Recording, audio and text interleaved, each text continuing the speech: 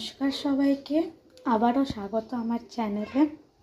আজকে আমার রেসিপি হচ্ছে কাজু কাতলা।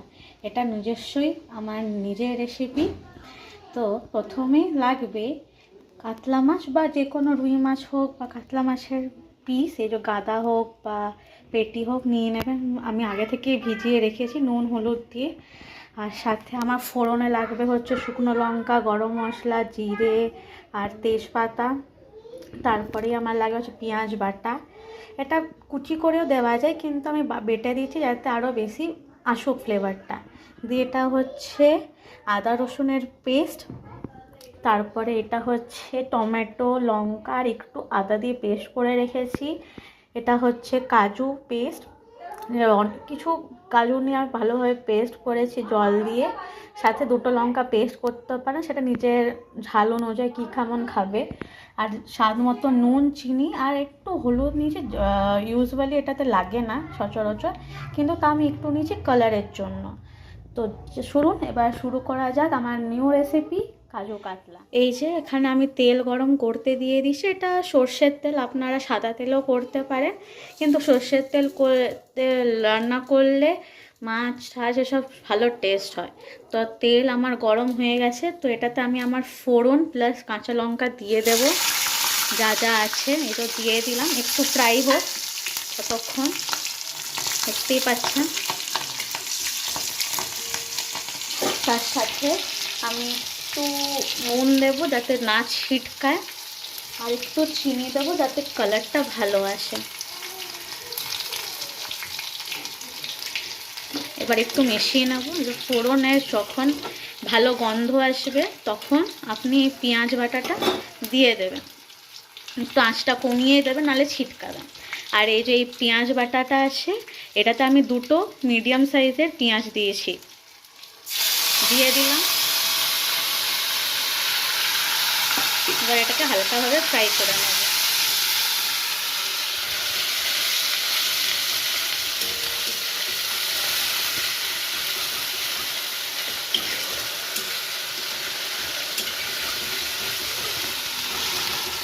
দেখতেই পাচ্ছেন আমরা পেঁয়াজটা ভাজা করছি।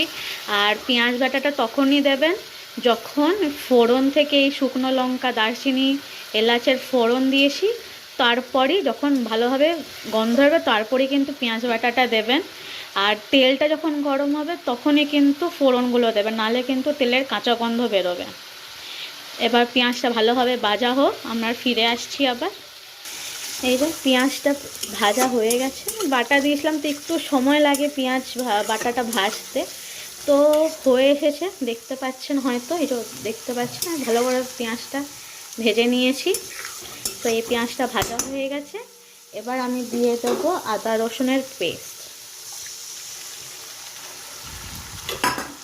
এটাকেও ভালোভাবে আর কি ভেজে নেবো, নাহলে আদা রসুনের কাঁচা গন্ধ থাকলে খেতে একদমই ভালো লাগবে না। তো চলুন এটাকেও ভেজে নিই ভালোভাবে।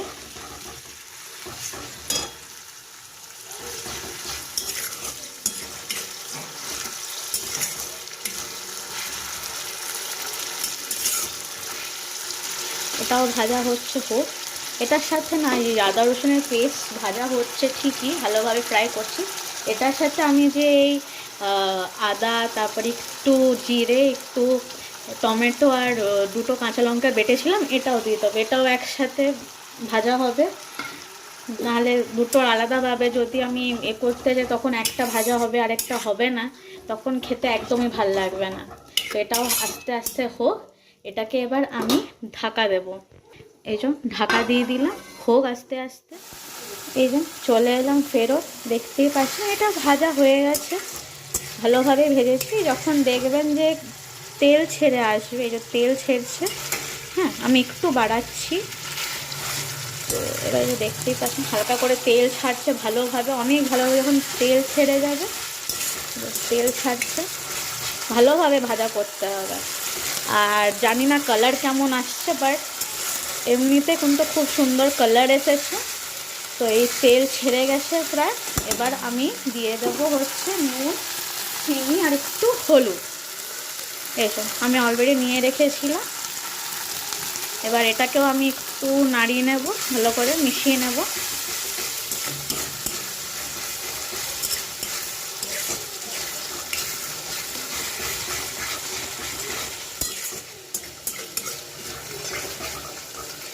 আর লঙ্কা যদি পেস্ট করতে চান তো কাঁচা লঙ্কাই দেবেন। যে যেমন ঝাল খান, নুন মিষ্টি ঝাল খান, সেই হিসেবেই কিন্তু লঙ্কা, মিষ্টি, চিনি সব দেবেন। তো দেখতেই পাচ্ছেন মশলাটা আমি এখন কষছি ভালো করে। যত ভালো করে মশলা কষা হবে তত কিন্তু রান্নার টেস্ট ভালো হবে, নাহলে কাঁচা গন্ধটা থাকলে কারোরই খেতে ভাল লাগবে না।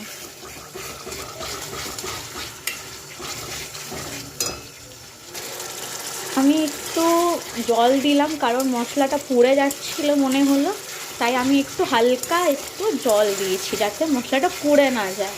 তো এই জল দিয়ে আরেকটু ভালো করে আমি কিন্তু কষবো।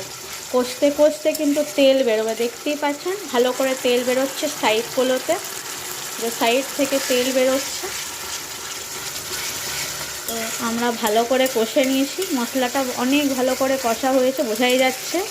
কষতে কষতে এখানে কিন্তু তেল বেরিয়ে গেছে। এবার আঁচটা একটু কমিয়ে দেবো গ্যাসের, কারণ কাজু পেস্ট দেবো। এটা হয়ে গেছে, এবার আমরা কাজু পেস্ট দেবো।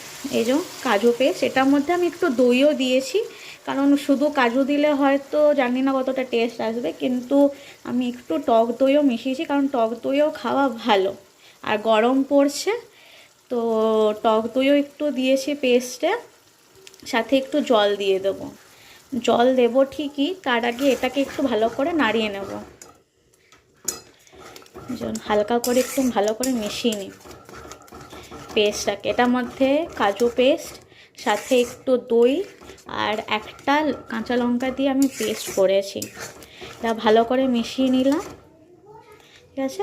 মিশানো হয়ে গেল, দিয়ে এটার মধ্যে আমি একটু ওই যেই পেস্ট করেছিলাম সেটারই একটু জল দিয়ে দিচ্ছি। এটা দিলাম, এবার এটাকে ভালোভাবে আবার কষবো।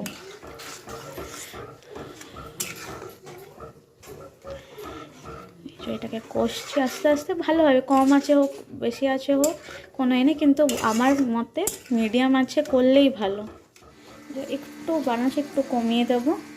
এই যে মশলাটা দেখতে পাচ্ছেন ফুটছে ভালো করে কষা হচ্ছে। ক্যামেরাতে আমি সত্যি জানি না কতটা কি দেখাচ্ছে, বা হয়তো একটু ফ্যাকাশে দেখাচ্ছে, কিন্তু রঙটা সত্যি ভালো এসেছে। আর যেহেতু কাজু আর দই দিয়েছি পেস্টে, তো একটু সাদা সাদাই হবে, আর তেমন কালার হবে না। আর একটু শুধু হলুদ দিয়েছি এই হালকা কালারের জন্য।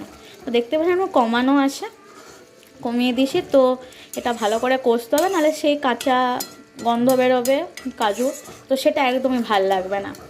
আর এটা সত্যি কথা বলতে রান্না হলে এমন একটা জিনিস, সেটা ধৈর্য নিয়ে করতে হয়। যত বেশি কষানো হবে মশলা ততই কিন্তু ভালো টেস্ট আসবে। মশলা ভালো করে কিন্তু কষাতে হচ্ছে। আমি হালকা একটু গ্যাসটা হালকা বাড়ালাম যাতে মশলাটা একটু ভালো করে কষে যায়।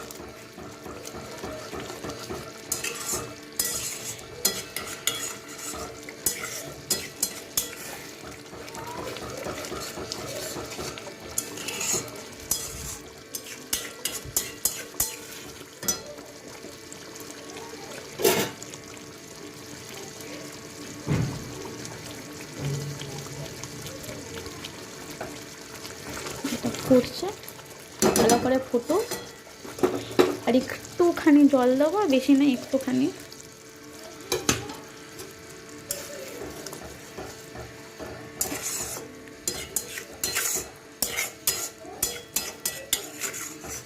দেখতে পাচ্ছেন ভালো করে ফুট ধরছে।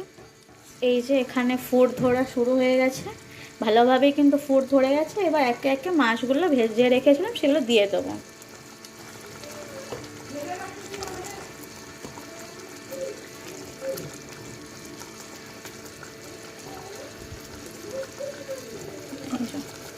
এবার আরেকটু কমিয়ে দেবো গ্যাস। এবার হালকা আস্তে আস্তে একটু হালকা হাতে নাড়িয়ে এগুলো ফুটতে দেবো। এটা হোক, তাহলে মাছের ভেতরেও একটু মশলা ঢুকবে আর টেস্টও ভালো আসবে। লাস্টে একটু টেস্ট করে কিন্তু নুন মিষ্টি ভালো করে দেখে নেবেন। তো আসছি আবার ফেরত, এই মাছটা হালকা করে দিয়ে দিয়েছি, এবার একটু ফুটে যাক, আসছি আবার আমরা ফিরে। এই যে আমাদের হয়ে গেছে, ফুটে গেছে, মাছও ভালো করেছে। এবার আমরা এই তরকারিটা, মাছের কাজু কাতলা যেটা আমাদের রেসিপি, সেটা আমরা এবার নামিয়ে নেব। তৈরি হয়ে গেছে আমাদের কাজু কাতলা, দেখতেই পাচ্ছেন হয়ে গেছে।